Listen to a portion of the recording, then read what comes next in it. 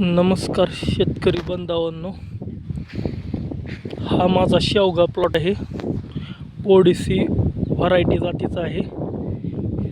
लावून ह्याला 58 दिवस झालेत. आपण लावला होता शेवगा 1 मेला. रोप लागण आहे याची.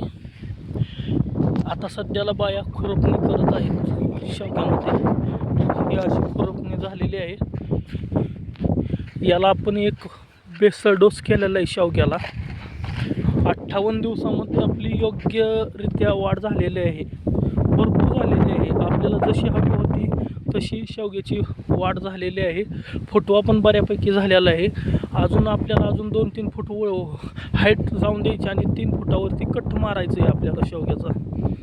खुरपान चालू आहे, सध्या खुरपणी चालू आहे.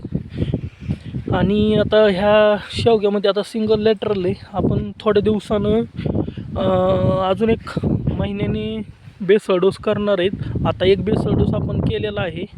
आपला बेसल डोस प्रत्येक झाडाला अर्ध्या किलोनं पडलेला आहे बेसल डोस. शेतकरी मित्रांनो,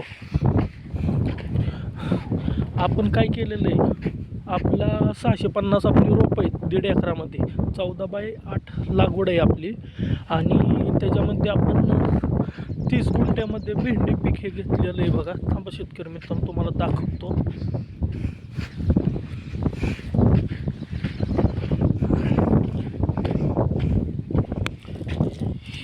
हे बघा, असं भेंडी पीक घेतलं. त्या शेवग्यामध्ये ह्या शेवग्यामध्ये खूप फरक पडला आहे शेतकरी मित्रांनो.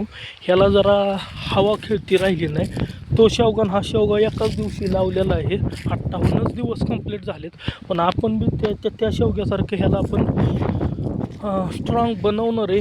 का तर भेंडीला पण मार्केट चांगलं आहे शेतकरी मित्रांनो.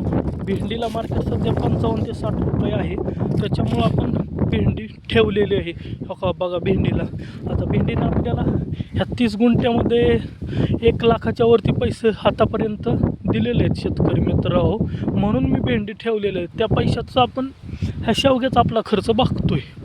धन्यवाद शेतकरी मित्र.